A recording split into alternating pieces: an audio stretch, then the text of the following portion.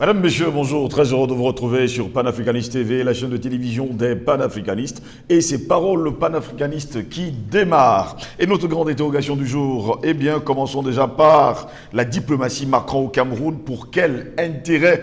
Diplomatie Macron au Cameroun, pour quel intérêt? En tout cas, nous nous interrogeons.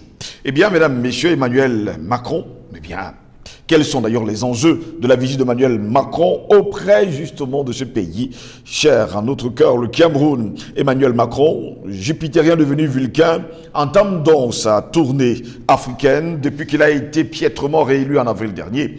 Première étape, le Cameroun. Emmanuel Macron doit rencontrer le patriarche Paul Biya, qu'il a affirmé devant un badaud qu'il mettait la pression sur lui pour libérer les opposants et qu'il devait régler le problème de la crise dans les régions anglophones. L'heure est-elle le retour de l'Élysée d'une politique africaine centrée prioritairement sur la défense des intérêts de la France sur le continent noir? Lorsque nous parlons justement des intérêts de la France sur le continent noir, on se pose des questions. Quels intérêts la France est-elle l'Afrique? Eh bien, Emmanuel Macron va se rendre au Cameroun, puis au Bénin et en Guinée-Bissau du 25 au 28 juillet. Donc, à partir de ce soir, eh bien, on nous fait savoir qu'Emmanuel Macron arrivera à l'aéroport de Yaoundé-Simalène à 22 h, heure locale. Oui, dès le départ, déjà, on nous disait que c'était à 20 h. Finalement, ce lundi, on nous dit que ce sera à 22 h. Pourquoi avoir choisi l'heure de 22 h? En tout cas, on nous fait savoir que cette tournée africaine a plusieurs enjeux et devrait notamment permettre à ce dernier, on parle d'Emmanuel Macron, d'appliquer une nouvelle politique sur le continent.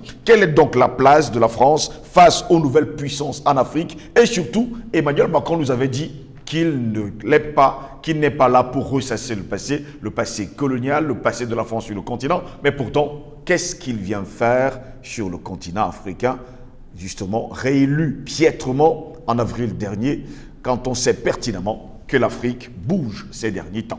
Eh bien, pour répondre à nos questions, nous sommes avec Albert Anatolaïssi, journaliste d'investigation, et le directeur de publication du journal Le Cactus. Albert Anatolaïssi, bonjour, bienvenue à vous. Bonjour à vous, Steve Joslangos. Je dis bonjour à vos équipes techniques, à vos techniciens valeureux qui font un travail de fourmi, un travail remarquable pour rendre visible justement cette tribune dédiée justement à la libération du continent africain, la conscientisation du peuple noir et plus spécialement africain. Comme à mon habitude, je commence par Kourougal. Eh bien, la MONUSCO est désormais personne non grata du côté de la République démocratique du Congo. Je crois que vous êtes au courant. Oui. Que depuis plusieurs décennies, déjà, cette force de stabilisation sur le papier ou d'interposition sur le papier est plutôt là-bas pour faire d'autres activités que celles initialement, je veux dire, attribuées ou bien dévolues. C'est-à-dire les activités de viol des populations civiles, les activités de pillage et d'espionnage. Alors, que se passe-t-il dans un tel contexte où vous avez de plus en plus une prolifération extraordinaire des groupes armés qui attaquent un territoire qui devrait être contrôlé par une force d'interposition, de stabilisation qui compte pas moins de 20 000 personnes. Alors, finalement, les populations se sont rendues compte justement qu'il s'agit finalement d'une force d'occupation, comme c'est le cas du côté du Sahel, d'une force d'occupation, de déstabilisation. Eh bien, cette force-là, la MONUSCO, est prise de partie, de pied bagages. Merci pour l'invitation. Merci à vous également, Albert Anatolaïssi, d'être avec nous ce matin. Vous avez suivi justement et vous suivez avec nous cette information de l'arrivée d'Emmanuel Macron au Cameroun ce lundi 25 juillet 2022. Eh bien, on va préciser par ailleurs qu'il arrivera à 22 h, heure locale.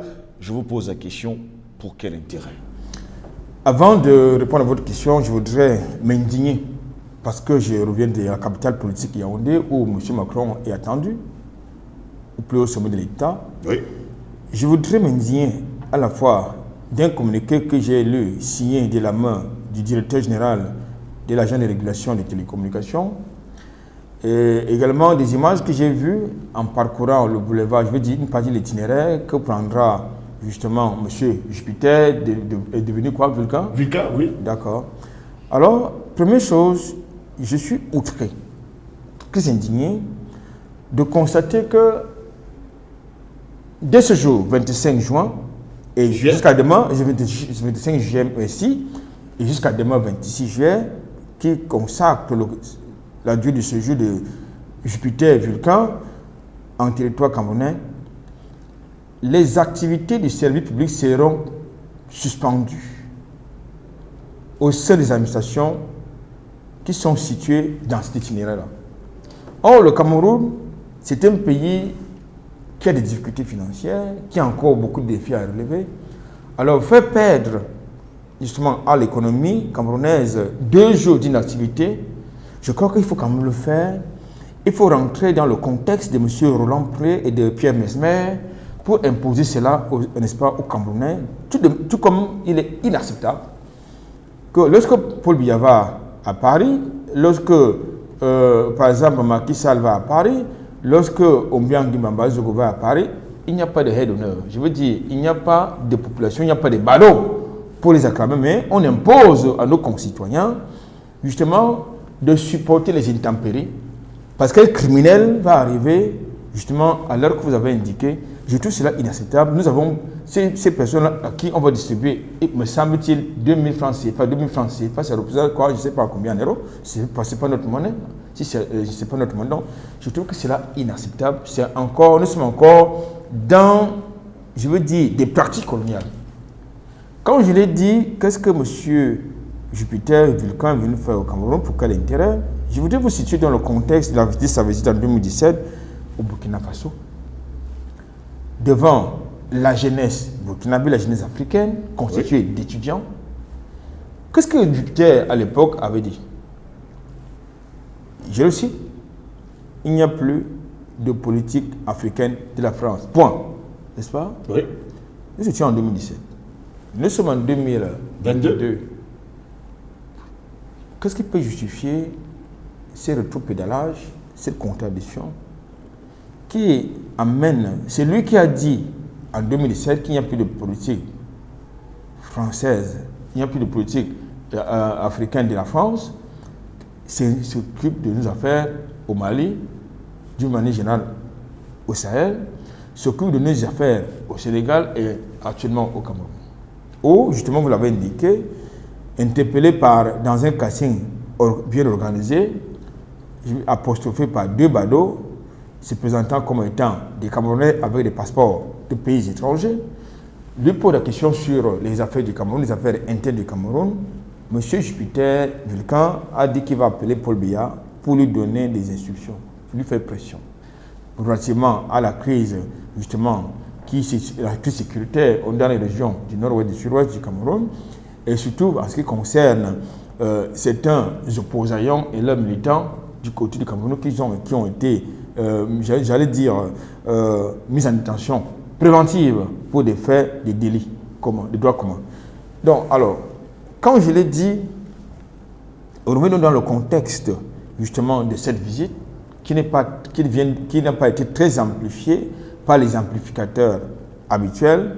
On ne sait pas pourquoi, c'est depuis seulement ce matin que nous suivons ces amplificateurs qui parlent de cette visite. Vous connaissez ces médias-là, que je n'ai pas envie de nommer, pas d'essence. Selon l'agenda officiel, M. Macron vient au Cameroun et en Afrique d'une manière générale, puisque vous avez cité 2 autres pays en dehors du Cameroun, en plus du Cameroun, faire la promotion de son projet Initiative Femmes, en abrégé Food and Agricultural Resilience Mission. C'est son projet qui est soutenu par à la fois l'Union européenne et le G7. Il s'agit de quoi? Il s'agit pour Macron de trouver une alternative française et européenne à la crise alimentaire, à la sécurité alimentaire, qui peut être le fait de l'opération militaire spéciale qui se noue actuellement du côté de l'Ukraine. Il faut donc que l'Afrique devienne une alternative, comme c'est le cas des Chinois, des autres, avec nos terres qui sont arables, pour que l'Afrique devienne désormais, comme ça a été le cas, c'est toujours le cas, le grenier, la garde-manger, justement, le garde-manger, je veux dire, de l'Union européenne et de la France. La preuve, vous avez plus de 2 millions d'hectares de terres qui sont concédés ou achetés par les multinationales étrangères, par les gouvernements étrangers, sur le continent africain, pas pour nous les Africains, mais pour nourrir des peuples étrangers qui sont des peuples non africains, si vous voulez. Le deuxième prétexte de cette visite, naturellement, il s'agit des objectifs d'ordre géoéconomique. Vous allez constater que de plus en plus les multinationales françaises perdent justement de grosses parts de marché dans mon pays, le Cameroun, Oui. de 40% il y a un peu plus de 20 ans. Les parts de marché dédiées aux multinationales françaises tournent autour de 10%, d'après les statistiques que je n'ai pas vérifiées.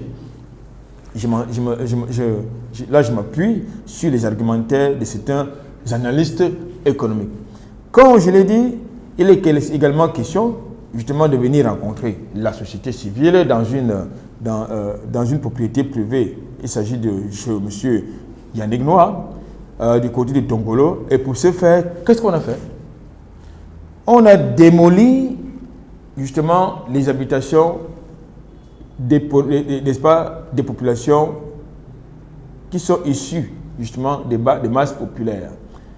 Ces populations-là qui peuvent être un obstacle, parce qu'il ne faut pas que Macron voit la misère de ces populations-là. Toutes ces populations qui habitent sur l'itinéraire qui va conduire chez M. Yannick Noah ont été déguerpies sans être indemnisées, sans être indemnisées, ont été carrément déguerpies, sans avoir un autre lieu de recasement. Voilà donc les actes forts qui précèdent l'arrivée du président d'un État dit des Lumières, des libertés et des respect des droits de l'homme. Voilà donc ce qui est posé comme acte. C'est-à-dire qu'on viole de manière souveraine, au nom des institutions légales établies, au nom de l'arrivée d'un criminel, il faut le dire parce que j'y reviendrai, pourquoi est-ce que c'est un criminel. Alors, on envoie dormir la belle étoile et en période pluvieuse de nobles citoyens, de simples citoyens ordinaires comme vous et moi, ce qui est inacceptable naturellement.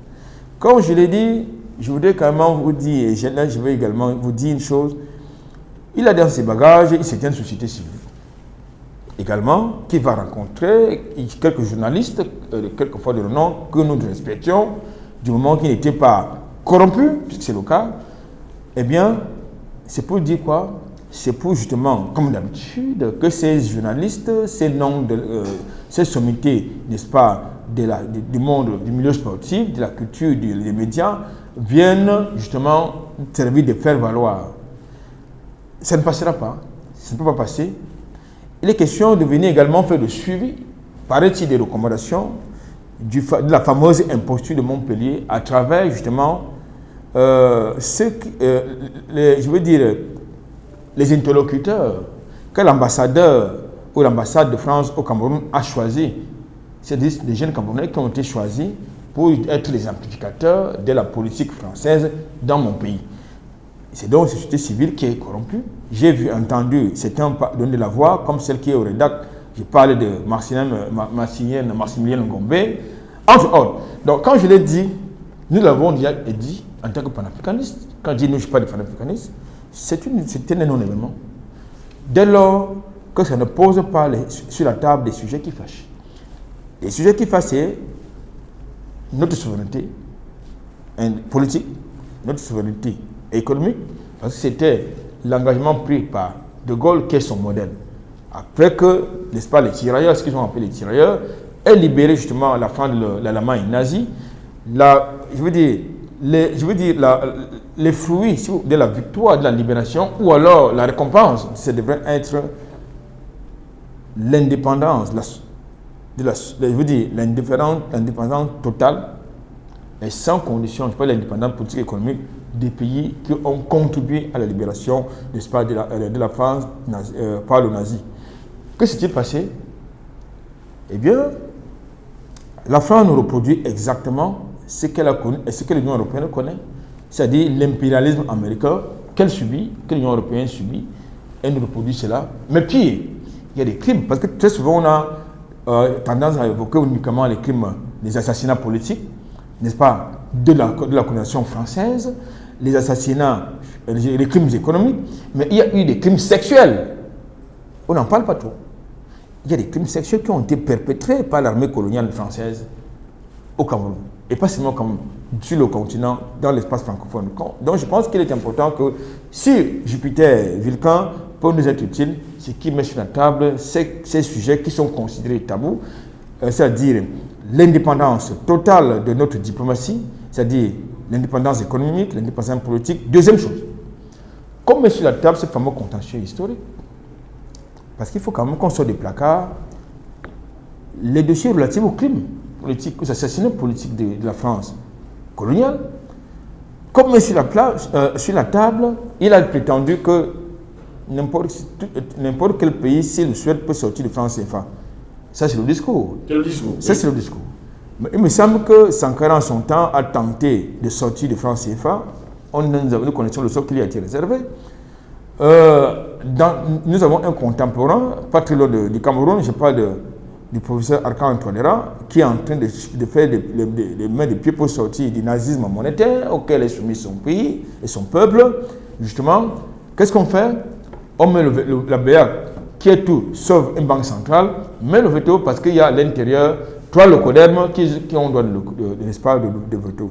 Comme je l'ai dit, j'ai envie pour terminer pour ce premier jet, Steve Jidongos, Macron est en train, en venant au Cameroun, souvenez-vous, il a dit, dans une interview qui est restée légendaire pour nous les Africains, les panafricains, je veux dire, il a demandé à Yaoundé, je parle du régime de Yaoundé, Paul Biya, d'engager un processus d'alternance politique dans le cadre d'un processus de renouvellement démocratique et générationnel. En d'autres termes, il a besoin de jeunes comme lui, n'est-ce pas, qui épousent les femmes qui sont ses mamans. Donc, c'est ça qu'il lui veut. Ses grands-mères. Ses grands-mères, voilà. Ou bien peut-être même ses arrière-grands-mères. Ce qui, pour nous, en Afrique, c'est une abomination. C'est-à-dire un enfant de la quarantaine qui voit la nudité d'une femme qui est sexagénaire, c'est une abomination. Mais pour eux, c'est une valeur. Il est donc question, justement, comme ils font également la promotion de l'homosexualité LGBTQ, machin que vous avez l'habitude de convoquer, de venir justement voir le niveau d'exécution des budgets ou des fonds qui sont alloués à ces initiatives qui sont portées par des compatriotes de notre genre.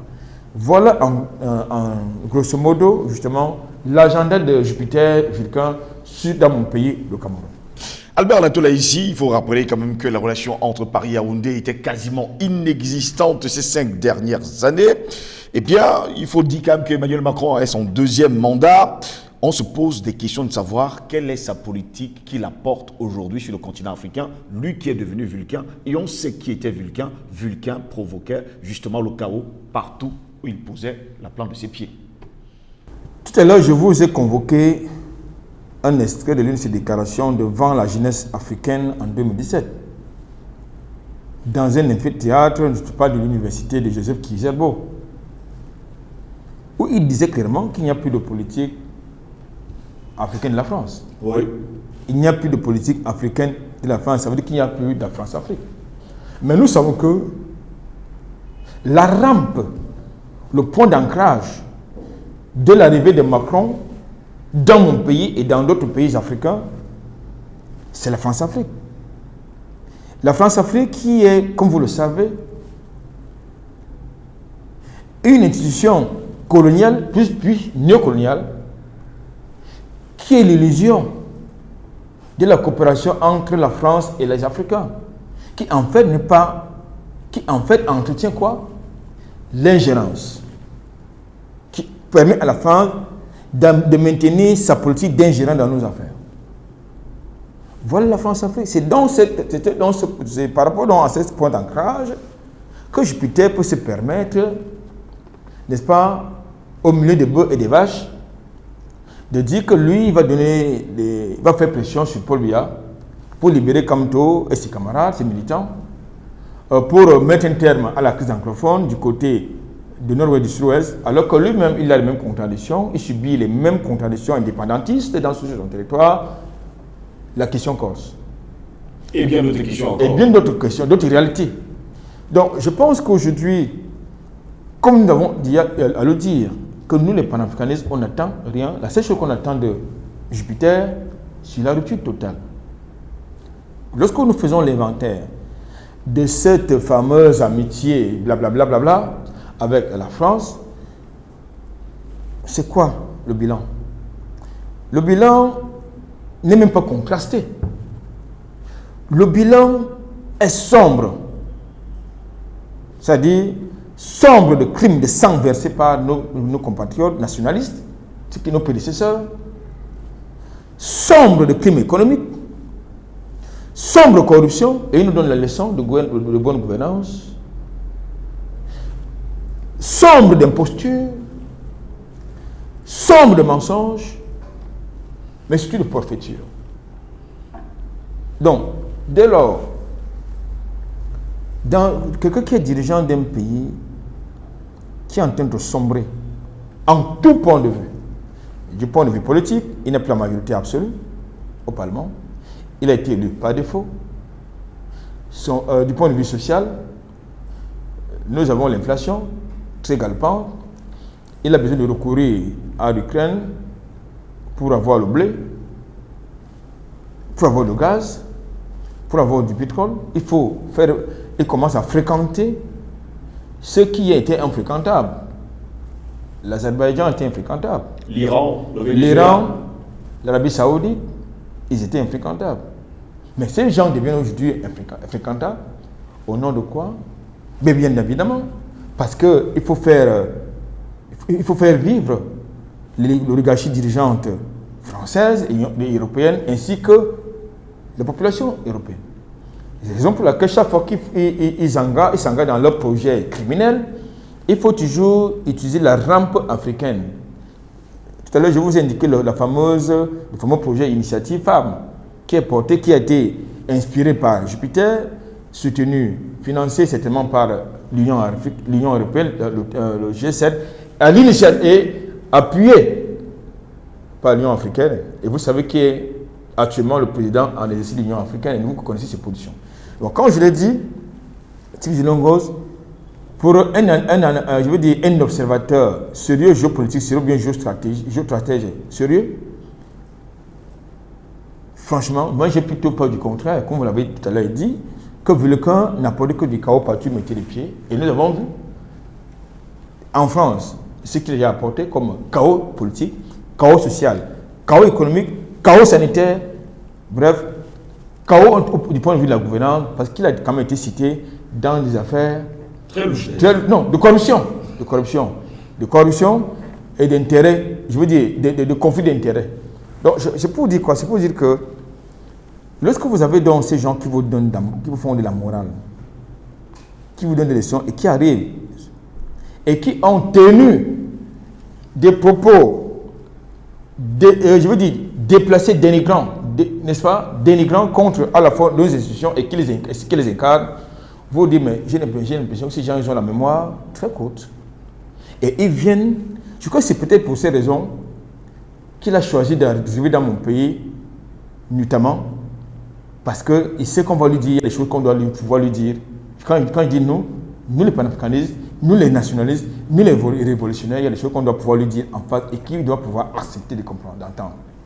Alban Latola, ici pour sortir de cet entretien, il faut préciser par ailleurs que, d'après une enquête initiée par Panafricaniste TV et les panafricanistes eux-mêmes sur le triangle national camerounais, plus de 79 personnes ne veulent pas de Emmanuel Macron sur le sol camerounais. Dans une précédente émission, je vous indiquais que nous avons justement fait une enquête d'opinion par rapport à l'arrivée de Jupiter au Cameroun. Même ce que je dis bien, toute obédience confondue, qu'il soit du parti au pouvoir, pas des militants, il ne parle pas des cadres, qu'il soit les Camerounais du parti au pouvoir, ou bien de l'opposition, une certaine partie de la société civile qui n'est pas corrompue. Beaucoup ne veulent pas de l'arrivée de Macron, et ils ne veulent pas de l'arrivée de Macron sur le continent, en tout cas au Cameroun, pour les raisons que nous avons tout à l'heure convoquées. C'est-à-dire les questions qui touchent à la souveraineté de nos États. Et il me semble qu'aucun leader politique sérieux en France ne pourra jamais, au grand jamais, accepter qu'un diplomate, encore moins un dirigeant étranger, s'immiscent dans leurs affaires. Mais pourquoi est-ce qu'ils refusent aux autres ce qu'ils font? Donc, c'est pour laquelle j'ai l'habitude de dire que nous devons en tout point de vue, dis bien en tout point de vue, établir le principe de réciprocité. Une dernière question, Albert Anatole, ici. Le patriarche Paul Biya sera-t-il au bas de la passerelle pour accueillir Emmanuel Macron aujourd'hui à 22h? Tout à l'heure, je vous disais que je sors de Yaoundé. J'ai rencontré des personnes assez très bien placées qui m'ont fait comprendre que Paul Biya ne sera pas la passerelle. C'est un patriarche. C'est un patriarche. Et un patriarche, ça ne se dépasse pas n'importe comment. Les dernières fois que Paul Biya est allé en France, en visite officielle, en visite d'État, il n'a pas été accueilli par un président, par le président de la République.